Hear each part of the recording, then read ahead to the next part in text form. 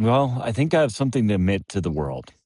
I am an AirPods Pro addict.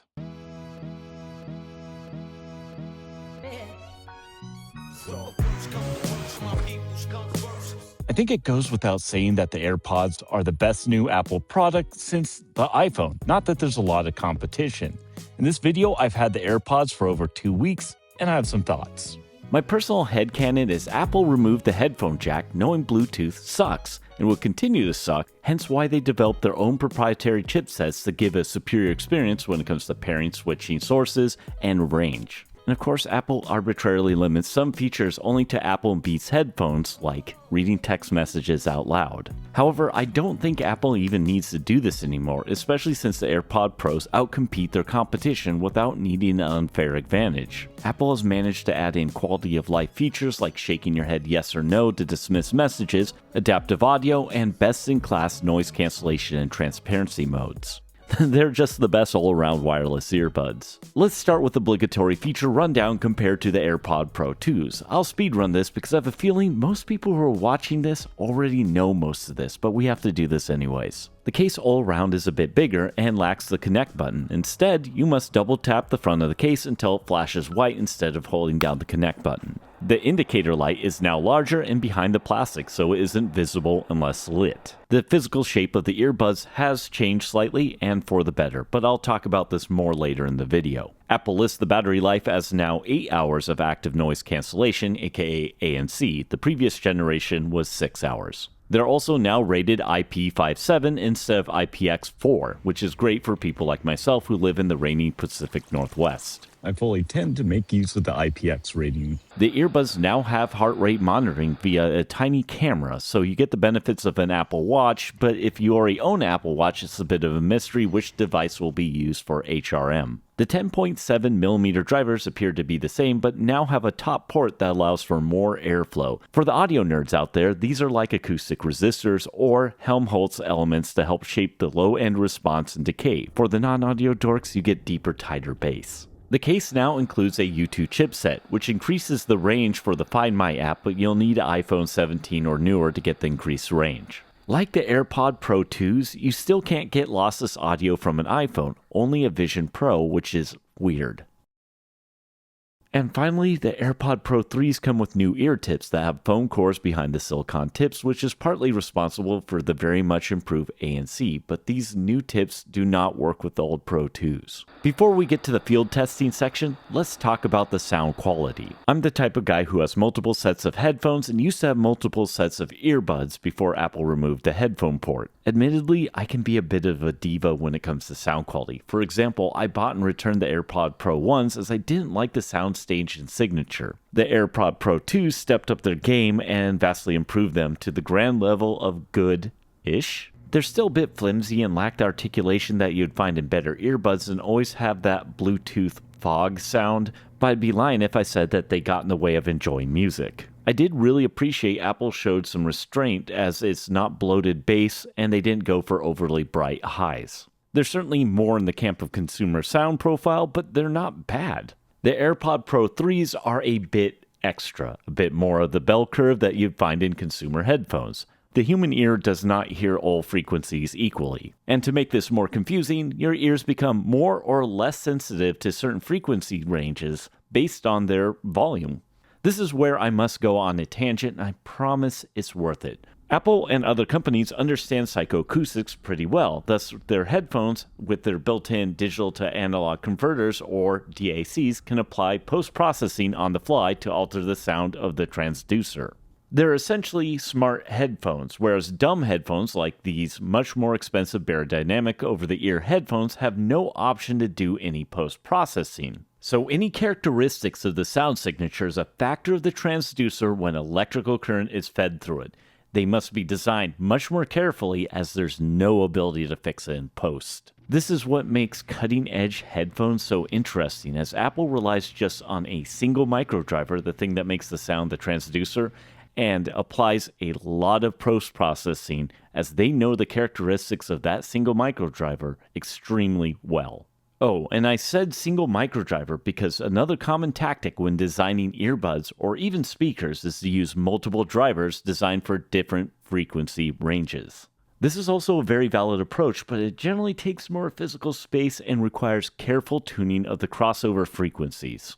Apple's also at an inflection point where their adaptive EQing isn't just based on the sound source and the range and volume of frequencies it contains, they also have a microphone inside the headphone to detect the sound pressure and frequencies produced inside your ear canal. They can adjust the EQing and ANC based on the data it's receiving from this internal microphone. Apple is predictably tight-lipped about the details, but it's safe to say that not everyone who uses the AirPods with adaptive EQing is getting the same soundstage from the transducer. The best analogy I could come up with for how this all works is phone cameras.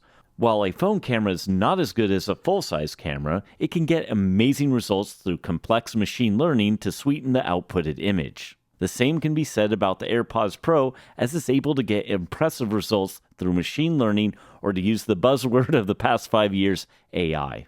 This is a very long-winded way to say that what I hear in my earbuds may not be the same experience you have. This has always been the case because physically everyone's different with different head shapes and ears and everything. This time, it's also the earbuds. Now to come back around to how they sound, the AirPod Pro 3s is a bit divisive of a headphone. Linus Sebastian of LTT was not a fan when he first tried these on. They sound like shit. But supposedly these headphones will tune themselves over time, whereas many other reviewers really like these. I noticed they seem to tone down the sibilance and ANC in transparency mode. I'm not sure if I'm alone in that observation, but it's noticeable to me.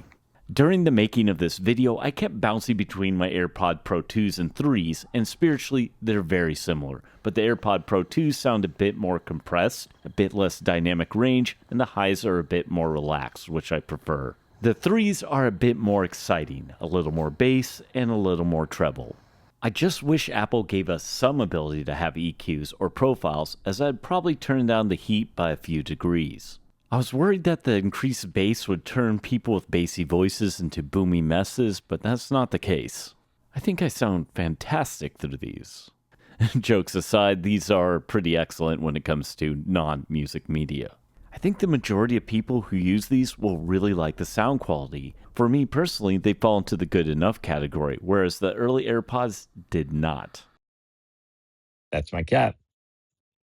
I've yet to hear any wireless headphones that truly give corded headphones a run for their money. And on a bit of a tangent, I had to go looking for my AirPod Maxes. Since I use these so infrequently, I didn't even know where I last stuck them. It took me a minute to find them. That's my ringing endorsement of these. Holy hell, does the AirPod Maxes have a harsh microphone? They just don't sound as good as my wired headphones that cost a hell of a lot less, and they don't offer any of the creature comforts to make up for that like the AirPod Pros do. Probably the biggest thing working against the AirPod Maxes is they have a lousy fit and feel, whereas the AirPod Pro 3s, see what I did there, are actually fantastic.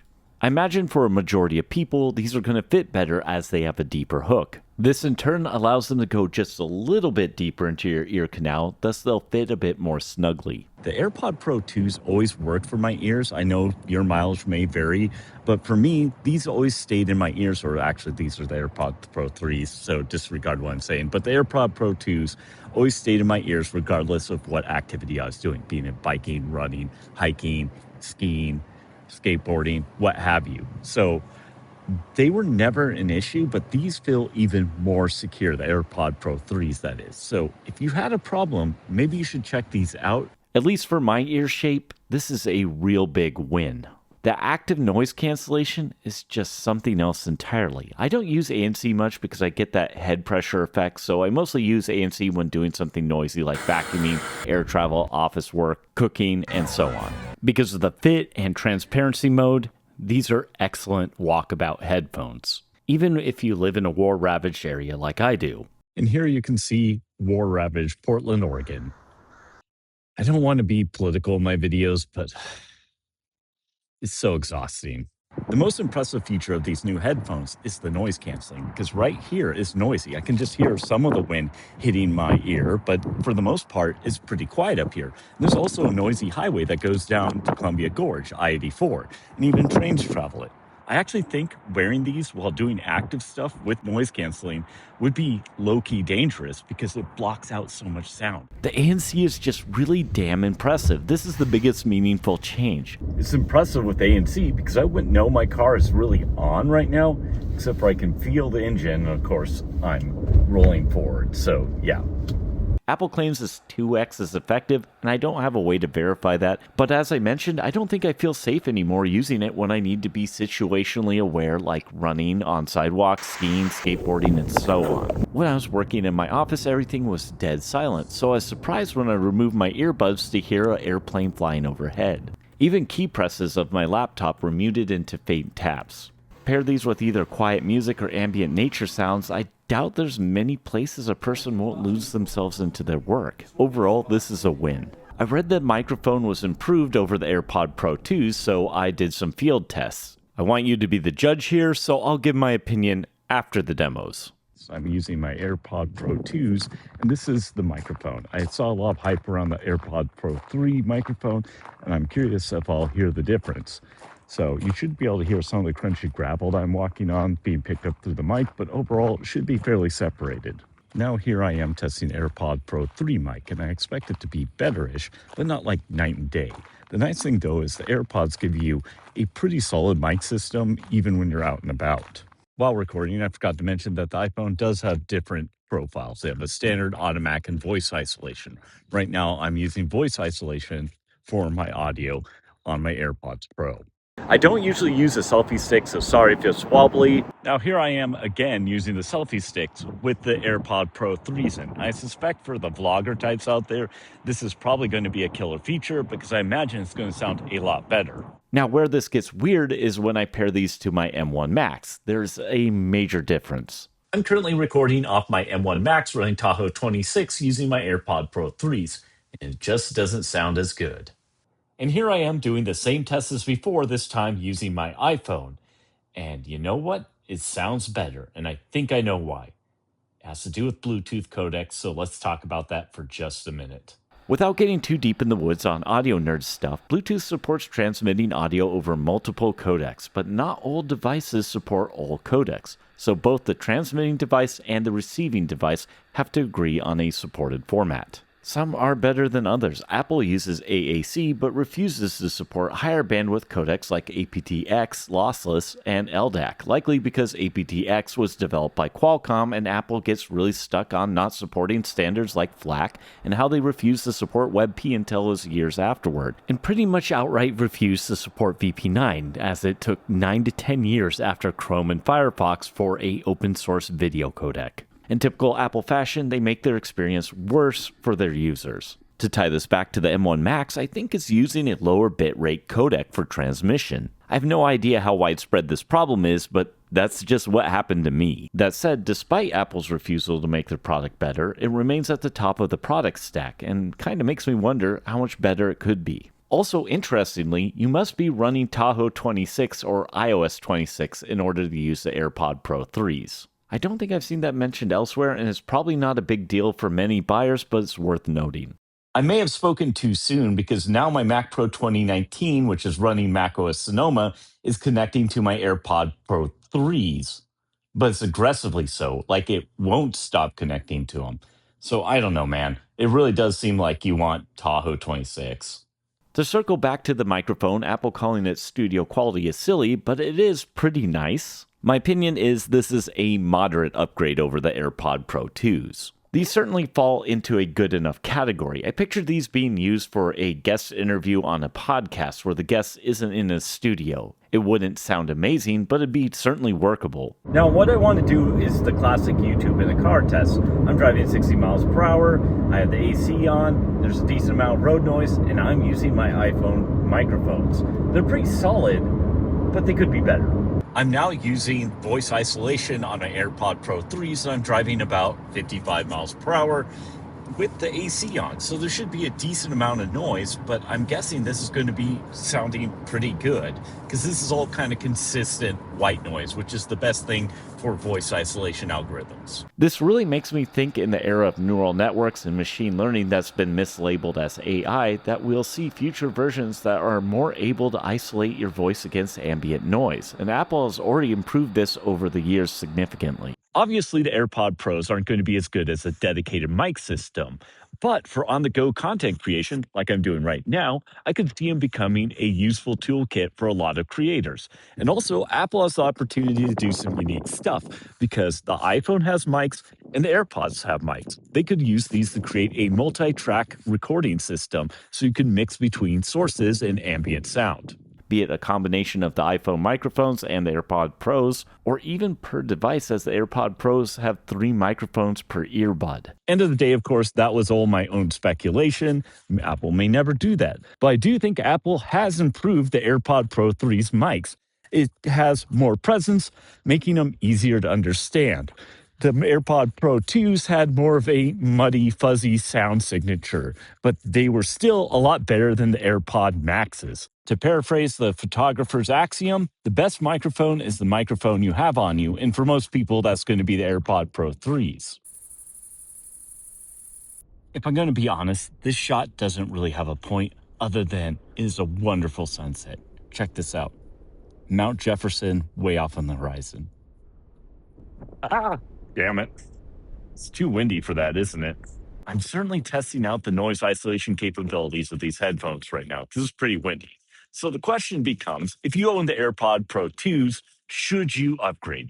And the answer is nah, at least not yet. That's because planned obsolescence is just baked into this product's DNA.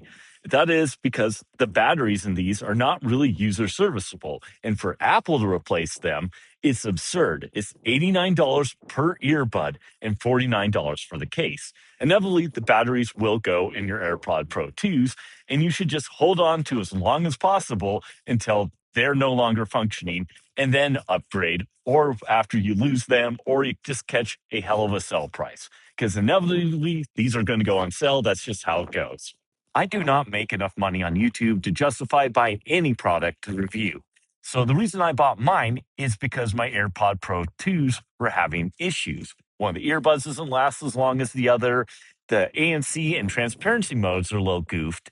And then most annoyingly of all, the charging port is completely borked. I can't get it to charge. I have to use the Apple Watch charger, and I've tried cleaning it out multiple times.